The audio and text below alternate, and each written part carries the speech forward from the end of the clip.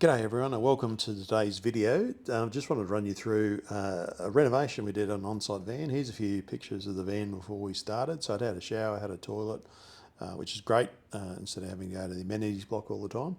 But the inside was looking pretty old and pretty dated. As you can see there, lots of timber. So a 1970s caravan, lots of fake timber panelling everywhere. The kitchen and everything was pretty much wrecked. And when you went in, you could smell mould, as you can see there. You can see how right at the bottom there it's all collapsing and the timber in the kitchen. So it just had this smell of mouldiness and mustiness and disgustingness. Had an old shower there on the right, you can see, and a very small caravan sized bed. But the kitchen, clearly it had water leaks. There was water coming through. And as you can see there, it had a little hot water service there and everything was just leaking water everywhere. So it just had that musty smell. And as a little bonus, it had a leak right at the shower. So you kind of go, why the hell are we doing this? Why are we buying this thing? You know, it's like, oh my God, it's going to give me a headache for sure. And it's going to potentially be a money pit that we've got to burn through. But nonetheless, we persevered. Well, step one was get into it, rip it apart, tear it up, pull everything out. So gut the inside of the caravan and also pull up the floor around the shower and the walls in the ensuite area, because that subfloor had some issues there. So there's some photos of going through that process. So I was just getting in there and tearing it all apart. So the annex was kind of used as a place to put everything temporarily while we're doing the fit out, or the strip out, I should say. Well, once the demo is all done, it's time to get in and get the refit happening. So just some photos here as I'm starting to put 6mm plywood back to line the inside. So it had spaces on the side of the walls where that shower used to be, on the roof, you can see there in that shot, where the shower used to be.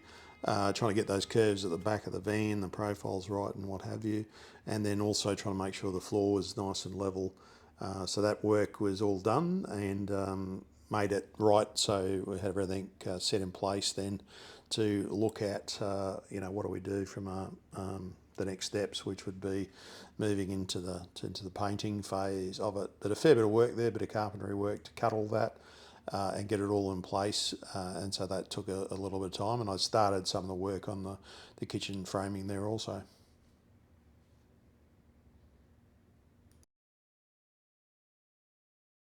So once all the internal work was done on the inside of the van, it was moving into paint and getting prepped for painting. So as you can see in the video here, just shooting the camera around so you can see all that carpentry work and everything done.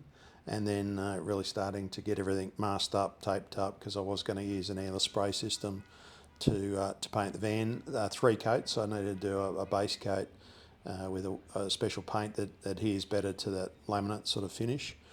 There's me with the airless spray gun ready to rip into it for the first time.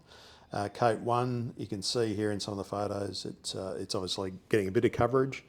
I ended up doing the 1 base coat, or undercoat, and then 2 finish coats, and you'll start seeing that as some of the photos here that show as you're building the paint. So that's up to the 3 coats there now, so it gives it pretty good coverage. And it really changes that whole, the look of the van on the inside. So next was the kitchen. The old kitchen was completely shagged, so that all went in the bin. Rebuilt a new one from the ground up there. So we had an idea of what appliances we wanted to put in. So I built it and configured the dimensions around that, and a new bench top. So we put in a dishwasher, the microwave, you see the sink and everything, and 2-burner cooktop in there. Also recycled some of the old doors from the caravan and replace those into position where we could. So the next thing to do is bedding and sleeping. So there's some anchor points. I've drilled those right through into the frame so they're nice and sturdy, and then put a gas strutted lift bed in there, so full queen size bed in there. Nice and firm and strong, so it was a very comfortable bed, and the new mattress to go on top of that, so it worked out being really nice, and you got your space underneath. In conjunction with doing the inside of the van, the outside of the van was looking pretty tired. So one of the things was a leak here in the front window. So took that out, resealed it, and then put a drip rail over the top of it. Put skirting in there, so that's a prep for that, and repainted the outside of the van and also the outside of the annex. So you can see there it's looking a lot sharper. Unfortunately, I don't have one of the old photos. We redid all the timber bench there, and they had a bit of storage for stuff like toys and games and bikes and all that sort of stuff, and also a bit of turf down the AstroTurf down the side. So privacy cover over the back window where the ensuite was there. So it came up looking pretty good in the light grey and white. Got rid of the old little electric and put a Renovating continuous flow run by those two 9 kg gas bottles, which gave you a tremendous amount of hot water. And also put a screen down, that's the western side. So we were really happy with the finished product. It came out looking really good, we thought. When you look at the inside of the van with the paint job and the new timber, like the floating floor in the kitchen area, we did carpet tiles around the bedroom, put a portable air conditioner in that was vented externally, and then the annex part was all completely redone. We had the shower area all waterproof and solid and tight. And there was no more smell of mould or rot.